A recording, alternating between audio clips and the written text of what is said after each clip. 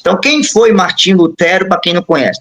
Martim Lutero foi um monge agostiniano católico do século XVI. Então, vamos lá.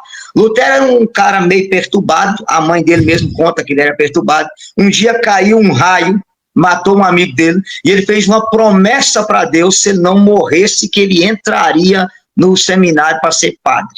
Quando Lutero foi para o seminário, a própria mãe dele fez uma profecia. Ela pediu ao reitor, não deixe esse menino virar padre, que ele é perturbado, ele vai fazer um estrago na igreja. Pena que o reitor não ouviu.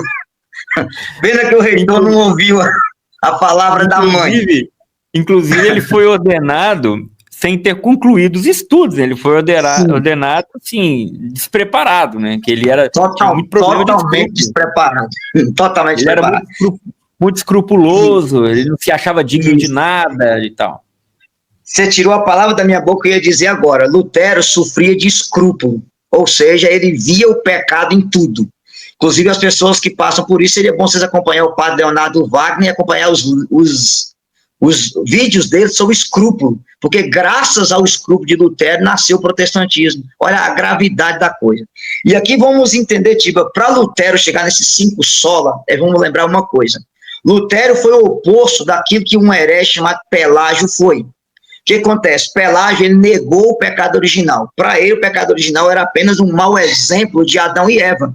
Adão e Eva deu um mau exemplo e o mau exemplo nasceu o pecado original. Então o homem, ele consegue ser bom sem a graça, porque não há pecado original. Lutero foi para o outro extremo. Na cabeça de Lutero, o pecado original destruiu a natureza humana. O homem é mau em si só. Então, se Pelágio de cá nega o pecado, que o homem é bom sem a graça, Lutero foi para o outro extremo, do lado de cá. O homem foi destruído pelo pecado original. E qual é a fé católica? O pecado original não destruiu, ele manchou a natureza humana, mas ele não destruiu a natureza humana. Então, Lutero entendia que a própria concupiscência, essa inclinação que nós temos para o pecado, que ela é o próprio pecado original.